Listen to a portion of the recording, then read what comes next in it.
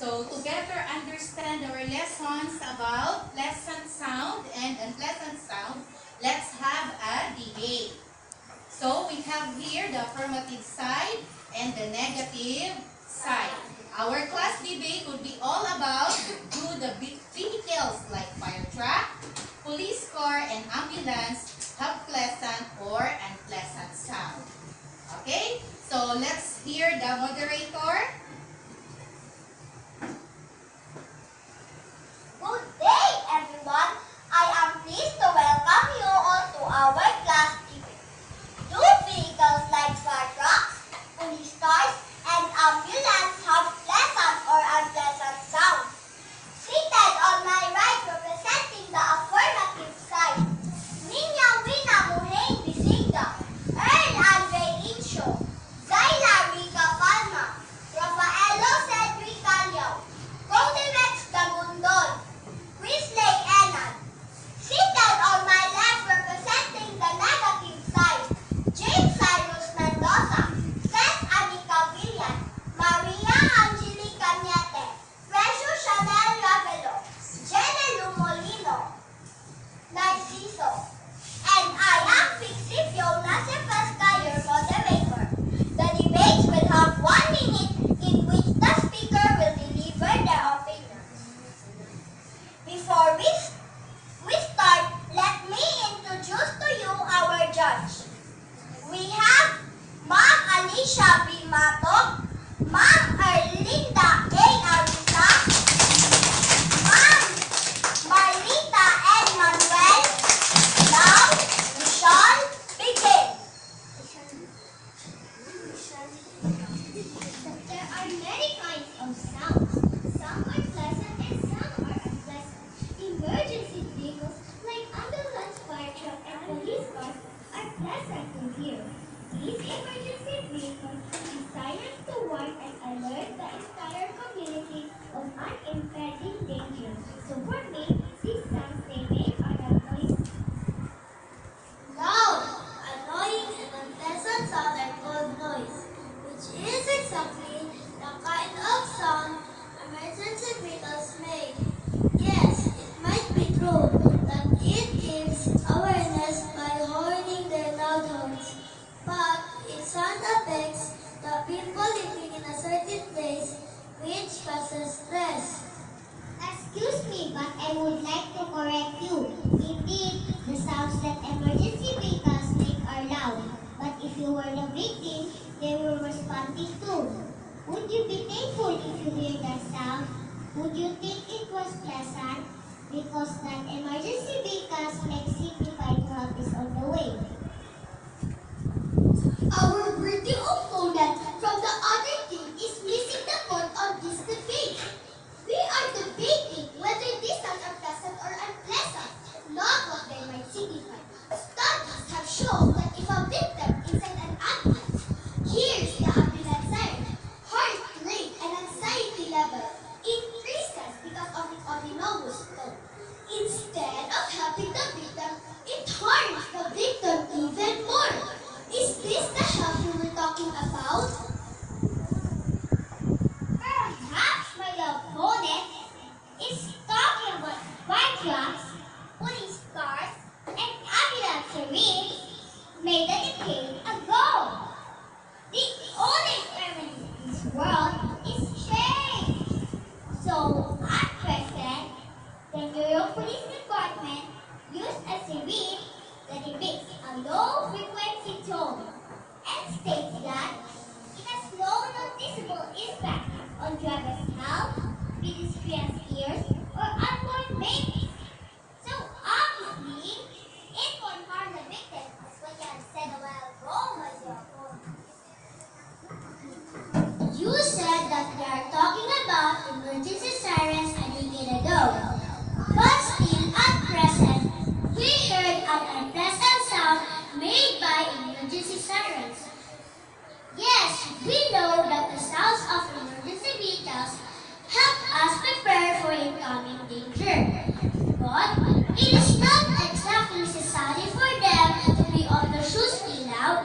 Emergency vehicles use loud sirens to alert pedestrians and and other vehicles so that they can move quickly through traffic. Imagine if you were driving peacefully and you suddenly hear a very loud siren. It would be very unpleasant to the ears, right? Emergency vehicles are designed to catch people's attention. How can they do so without being loud? Not all loud sounds are categorized as noisy and unpleasant. Have you used a decibel meter? Decibel is the unit for measuring a loudness of a sound. According to research,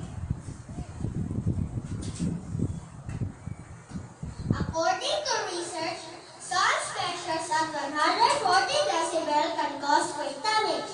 Sounds provides means of communications and serve as a warning signals. The siren of a police car, a fire truck, and ambulance.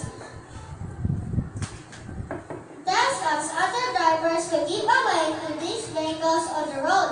The ringing of a fire alarm tells us that there is a fire and we should leave the building.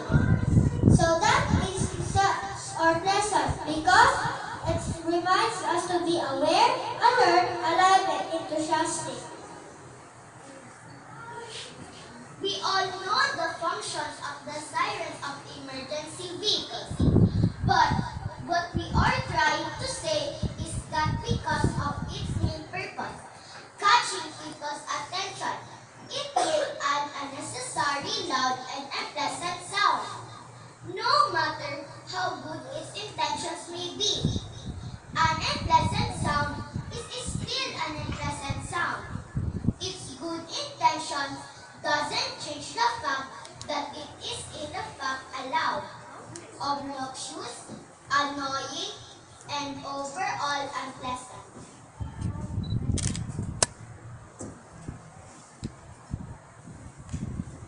My dear opponent, do you know that not all loud sounds are unpleasant? Maybe everybody will agree with me that not all loud are unpleasant. Just like a piano played in an orchestra, it is obviously loud, but it is pleasant to hear. Sirens nowadays use low-frequency tone that could not hurt our ears. Instead, we can just feel emergency vehicles are coming. Because of its high speed, emergency vehicles of any kind are highly likely to be involved in hazardous situations, including relatively common incidents such as a road traffic collision and also a noise pollution to the environment that can cause discomfort and unpleasant to the public. How can you warn the public without using siren? The purpose of siren is not limited on heavy traffic or no traffic at all. Emergency vehicles need to be fast, so people walking in the street must have to be aware so that accident can be avoided. We all know the purpose of sirens on emergency vehicles. It is to catch people's attention, but bear in mind it is only to be used when there is heavy traffic and the emergency vehicles cannot pass by. But this is not what happens. Emergency vehicles put on their sirens even when there is no traffic.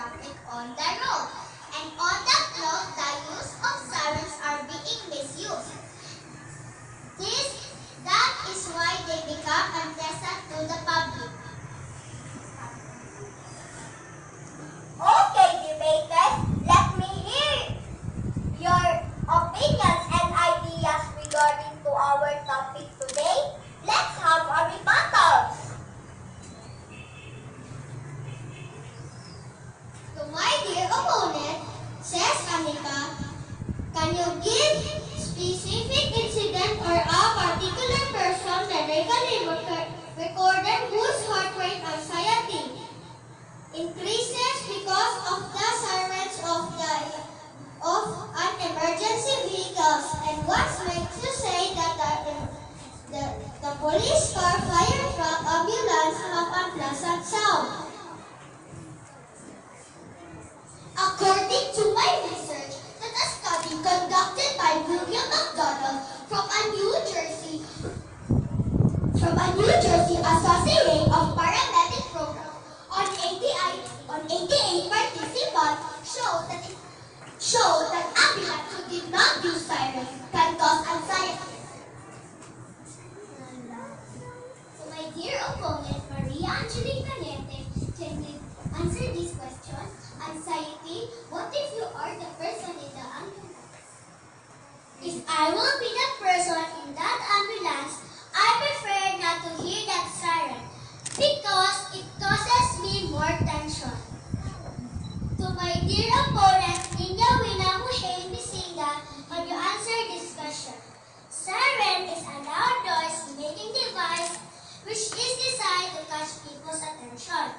How can you say that it has pleasant sound when it produces loud sound?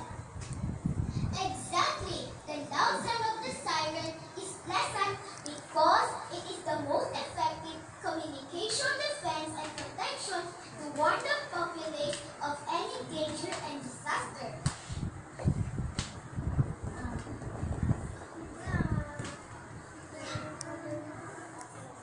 Next. Any question? More? Who would like to ask questions? Okay. If emergency vehicles will not use siren, since you said they are too loud,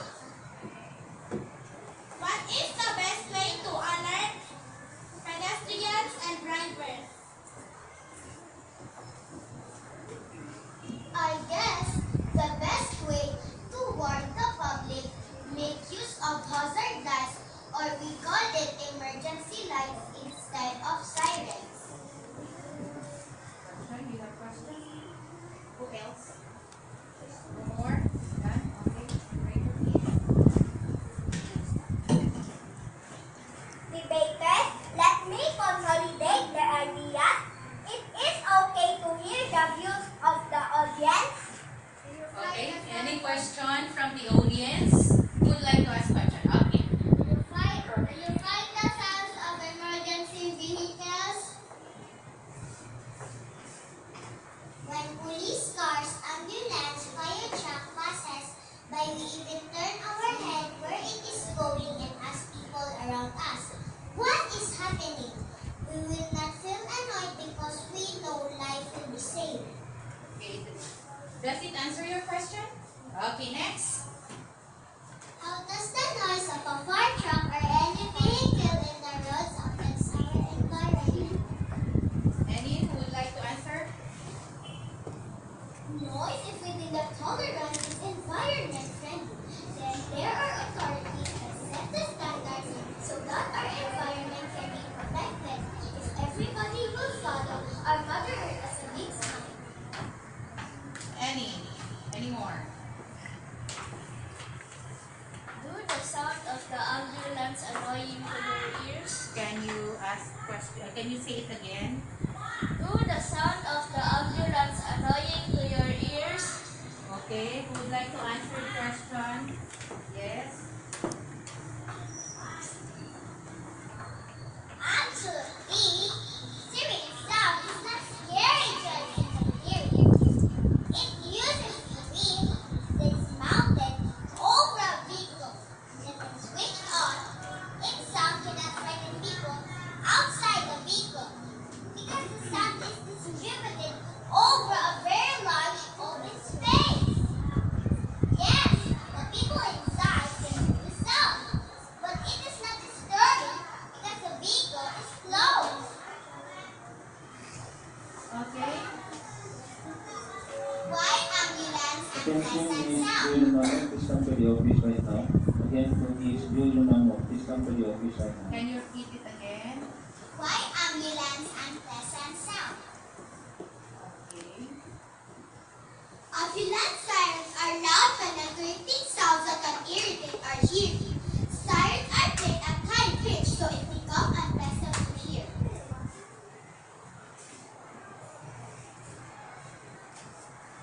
Isn't it that loud sound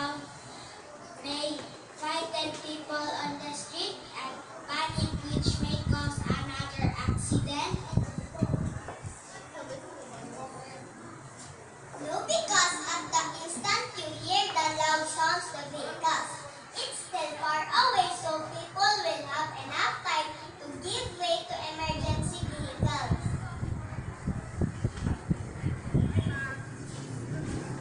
Both teams had a good stand in this debate, but we must all remember, the beauty is in the eye of the beholder.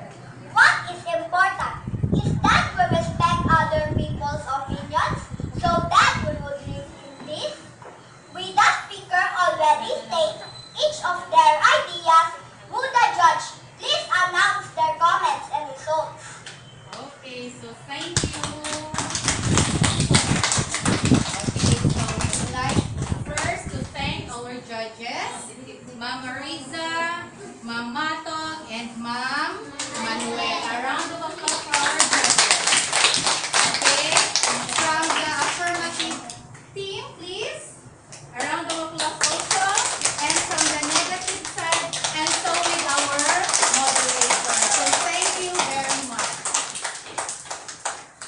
Okay, you listen. Opo. Children, good afternoon. Your topic now is about unpleasant and pleasant sound for the vehicle. Okay, so all your answers are correct. Both affirmative and negative side. But depends. It depends on the use of that vehicle. When we have an emergency, that's the time we will use the sound. So that people may know that vehicle is in emergency cases. But the pleasant sound, like for example, there is no vehicle that is always blowing of horns without the case or without the purpose.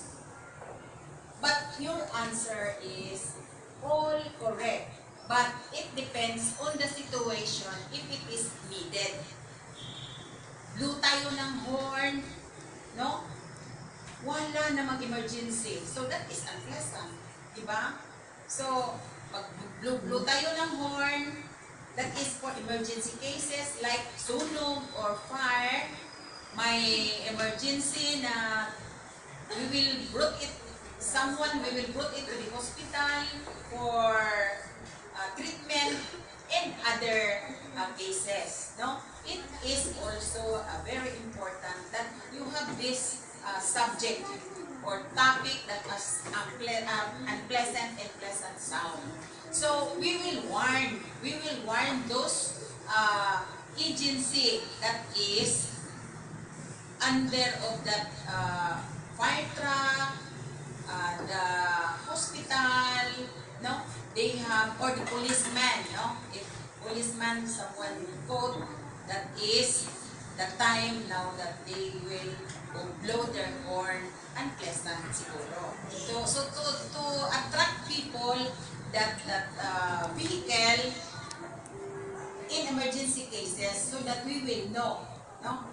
Sasabihin natin, uy, may emergency. Yun na yun, wang, wang, wang. But according to Pinoy, na disregard na yung mag-blow ng horn. But we cannot help it just because of Pinoy's statement na hindi nagagamitin pag may tao o may bisitang darating in a certain place, no? Tangaan tumanggol in a certain place, wang, wang, wang, wang, no? So many vehicles na wang-wang. That means, kung sa may pagpasabot anak, na there is an important person is coming in our place. Okay, so thank you for the good ideas, both affirmative and negative side. Congratulations! You have done it.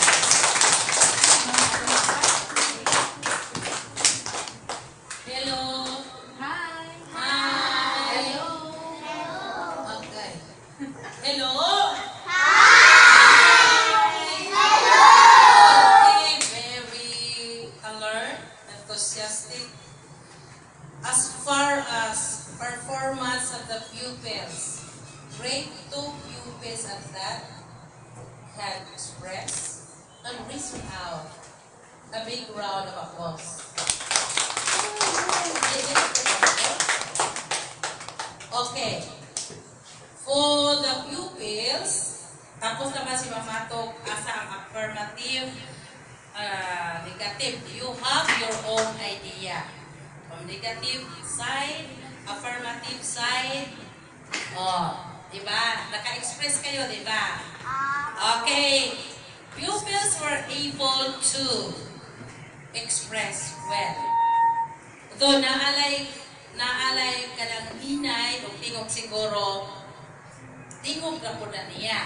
Diba? Pero as far as expression is concerned, delivery of what you feel, very nice. Okay. Gestures applied to debate are properly executed and demonstrated.